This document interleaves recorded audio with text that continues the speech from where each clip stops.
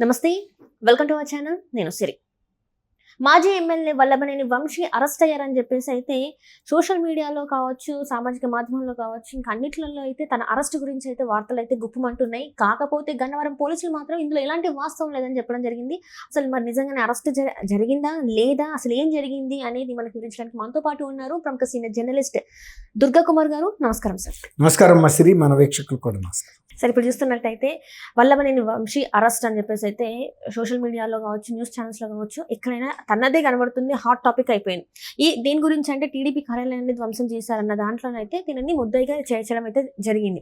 అయితే ఇప్పుడు అరెస్ట్ అయ్యారని చెప్పేసి ఫస్ట్ పొద్దున్న చూసుకున్నట్టయితే ఆయన గురించి వెతుకుతున్నారు, పోలీసులు అయితే గాలిస్తున్నారు అని చెప్పేసి అయితే తెలిసింది. ఇప్పుడు చూస్తే సడన్ గా మధ్యాహ్నానికి వచ్చేసరికి ఏమో తన అరెస్ట్ అయిందని చెప్పేసి వార్తలు వచ్చాయి. కానీ పోలీసులు మాత్రం అందులో ఎలాంటిది వాస్తవం లేదు, అవాస్తవం అని చెప్పేసి అంటున్నారు. మరి నిజంగా అసలు స్టోరీ ఏం జరిగిందంటారు ఏంటి? ఇది ఈ రోజు కాదమ్మా, గత కొంతకాలంగా ఆన్ అండ్ ఆఫ్ అప్పుడప్పుడు వంశీ అరెస్ట్ మీద సోషల్ మీడియాలో బాగా వైరల్ అవుతున్నాయి. అంటే అరెస్ట్ చేయడానికి జరుగుతున్న ప్రయత్నాలు జరుగుతున్నాయి. ఆయన మీద కేసు ఉంది. గన్నవరంలో తెలుగుదేశం కార్యాలయం మీద మూకుమ్మడిగా దాడి చేశారు. పెద్ద ఎత్తున దాడి చేసి ధ్వంసం చేయడంతో పాటు కార్లు కూడా పగలగొట్టారు. కార్యకర్తల మీద కూడా తీవ్ర గాయాలయ్యే దాడి జరిగింది. ఆ దాడిలో వల్లభనేని వంశీ గారు కూడా ఆ రోజు శాసనసభ్యుడు, ఆయన ముద్దాయిగా ఉన్నారు, 71వ ముద్దాయిగా. ఆయన భౌతికంగా పార్టిసిపేట్ చేయకపోయినా ఈ దాడిని ప్రోత్సహించాడు, దాడికి పురిగొల్పాడు అనే నేరారోపణ ఆయన మీద ఉంది. అది చాలా తీవ్రంగా తీసుకున్నారు. కానీ గత ప్రభుత్వంలో దీని విచారణ ముందుకు జరగల.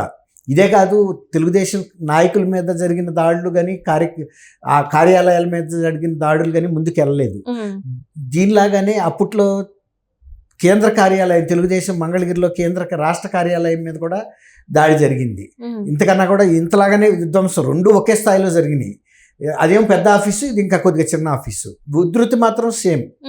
దీంతో ఈయన్ని అరెస్టు అప్పుడు జగన్మోహన్ రెడ్డి గారి ప్రభుత్వం ఉన్నంత కాలం ఈ కేసును తొక్కిపెట్టి ఉంచారు కాబట్టి అన్ని కేసుల్లాగే ఇది కూడా పక్కన పడిపోయింది.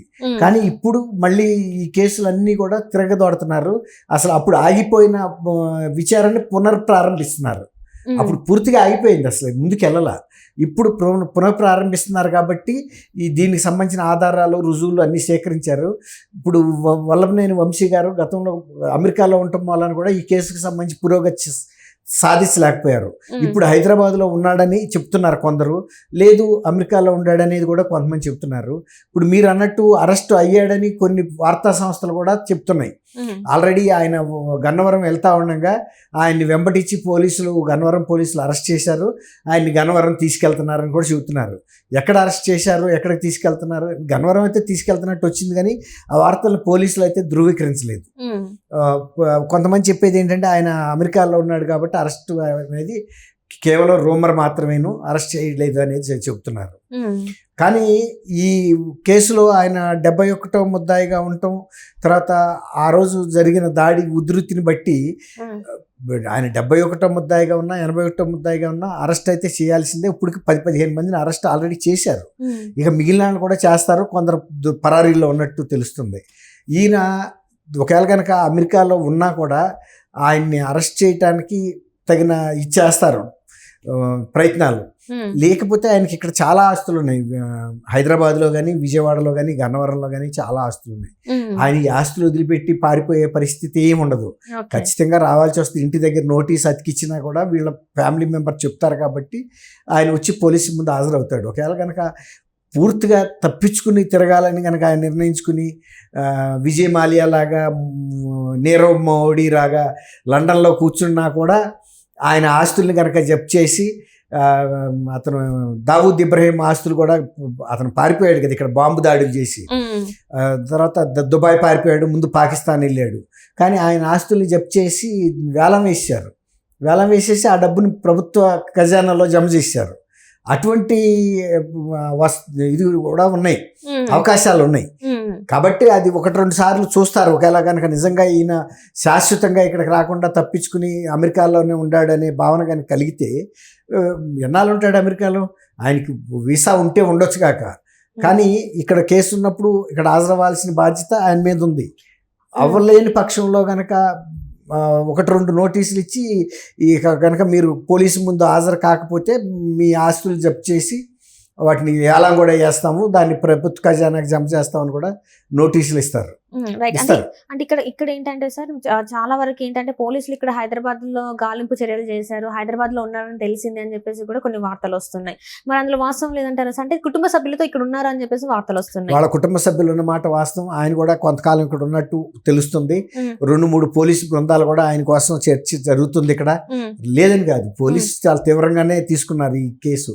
ఒకవేళ నిజంగా కనుక ఆయన అమెరికాలో ఉంటే పోలీసులు ఇక్కడ వెళ్ళి అరెస్ట్ చేయడం అంటే గ్రీన్ కార్డు కోసం కూడా ఆయన ట్రై చేశాడు ఆయన ఫ్రెండ్ తోని. ఇప్పుడు గ్రీన్ కార్డు ఉన్నట్టు అక్కడే ఉండే ఛాన్సెస్ కూడా ఉన్నాయి అని చెప్పేసి కూడా అంటున్నారు. మరి బిజినెస్ పరంగా కూడా ఉండే అవకాశాలు ఉన్నాయని కూడా చెప్తున్నారు. అన్ని సెటిల్ చేసుకొని వెళ్ళారు అని చెప్పేసి కూడా అంటున్నారు. మరి అది కొందరు అంటే అనొచ్చు, కానీ ఆయన గ్రీన్ కార్డు ఇవ్వటం కోసం అమెరికాలో కొన్ని ప్రొవిజన్స్ ఉన్నాయమ్మా.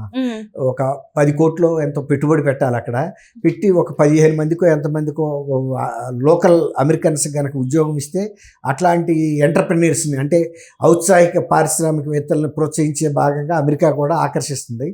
అప్పుడు గ్రీన్ కార్డు ఇస్తున్నారు. ఇంకా పెద్ద ప్రాజెక్టులు పెడితే సిటిజన్షిప్ కూడా ఇస్తారు, ఎవరని కాదు. కానీ ఇక్కడ కేసెస్ ఉన్నప్పుడు వీళ్ళు అక్కడికి వాళ్ళకి నోటీస్ పంపే అవకాశం ఉంది. త్రూ ఇంటర్నేషనల్ ఏజెన్సీస్ ఉన్నాయి. రెడ్ కార్నర్ నోటీస్ పంపిస్తారు ఇంటర్పోల్ అనే ఒక వ్యవస్థ ద్వారా. పంపించినప్పుడు ఏ కేసు ఉంది, ఎప్పుడు ఇక్కడ హాజరు కావాలని నోటీస్ అందుకుని ఆయన కనుక స్పందించకపోతే రాకపోతే అప్పుడు ఆంధ్రప్రదేశ్ పోలీస్ ఎంటర్ అవుతుంది. ఎంటర్ అయ్యి వాళ్ళ మీద నోటీసులు ఒక చట్టపరంగా ఇంట్లో దగ్గరికి నోటీసులు ఇవ్వటం, అంటించడం, తర్వాత ఆ ఇచ్చిన కాల వ్యవధి లోపల కనుక రాకపోతే అటాచ్ చేయటం, అటాచ్ చేసిన ప్రాపర్టీకి సంబంధించి కూడా మళ్ళీ నోటీస్ ఇస్తారు. మీరు పోలీసు వారి ముందు హాజరయ్యి మీరు మీ వాంగ్మూలం ఇవ్వలేకపోయినందువల్ల మీ ఆస్తిని జప్తు చేశాము, ఫలానా రోజు లోపల కనుక మీరు రాకపోతే ఈ ఆస్తిని వేలం కూడా వేసి దాన్ని ప్రభుత్వ ఖజానాకు కూడా జమ చేసేందుకు ఫలానా రోజు వేలం పాట వేస్తామని కూడా అది కూడా నోటీస్ ఇస్తారు. అప్పటికి స్పందించకపోతే వేలం కూడా వేస్తారు. కాబట్టి అంతరాక ఆయన పబ్లిక్ లైఫ్లో ఉండి తెచ్చుకుంటాడని మనం అనుకోలేము. ఎందుకంటే ఆ కేసుని ఫేస్ చేస్తాడు, వస్తాడు. రాకైతే తప్పదు రాజకీయాల్లో ఉన్నప్పుడు. ఎన్నాళ్ళు అవాయిడ్ చేస్తారు. ఇప్పుడు జగన్మోహన్ రెడ్డి గారు కనుక శాసనసభకు నేను వెళ్ళను అన్నట్టు ఉండదు కదా. ఇప్పుడు ఆయనకి ఇన్ని ఆస్తులు తెలంగాణలో ఆంధ్రప్రదేశ్లో ఉన్నప్పుడు తప్పకుండా వస్తాడు. తాడు బొంగరం లేని వ్యక్తి అయితే రాడు అని అనుకోవచ్చు. అంటే కుటుంబం అంతా ఇక్కడే ఉంది కాబట్టి ఖచ్చితంగా ఆయన అంటే ఇప్పుడు మరి ఈ అరెస్ట్ వార్తలు అనేది ఎందుకు బయటకు వచ్చాయంటారు సార్? సడన్ గా అరెస్ట్ కోసం ప్రయత్నాలు అయితే జరుగుతున్నాయమ్మా. ఇప్పుడు ఆయన మీద కేసు ఉన్నమాట వాస్తవం, పోలీసులు ఆయన కోసం వెతుకుతున్న మాట వాస్తవం, హైదరాబాద్ లో 2-3 బృందాలుగా చేసి పంపించిన మాట వాస్తవం. ఇప్పుడు ఇక్కడ ఉన్నాడా లేడా, ఇక్కడ ఉండి కూడా ఇంకెక్కడన్నా వేరే ఇంట్లో లేకుండా ఎక్కడన్నా ఉన్నప్పుడు కూడా హైదరాబాద్ ఇంచుకి గాలించలేరు కదా. వాళ్ళు టెక్నికల్ ఎవిడెన్స్ కోసం ట్రై చేస్తారు. ఈ ఫోన్ వేరే అబౌట్స్ ఎక్కడ ఉన్నాయి, ఒకవేళ ఫోన్ మార్చినా కూడా వాయిస్ని కూడా ట్రేస్ చేసే టెక్నాలజీ పోలీసులకు ఉంది. తెలంగాణ పోలీసులను అభ్యర్థిస్తారు, ఫలానా ఈ వాయిస్ని కనుక ఎక్కడ ఉందో కనుక ఈ కంప్యూటర్ ద్వారా పట్టుకోగలుగుతారు. పట్టుకున్నప్పుడు ఖచ్చితంగా మనకి వాళ్ళు అరెస్ట్ చేస్తారు, అరెస్ట్ జరుగుతుంది. కానీ it's a matter of time, ఎప్పుడు ఎక్కడ అనేది క్వశ్చన్ అంతే. Thank you so much. Thank you అమ్మ సిరి. మన వీక్షకులు కూడా నమస్కారం.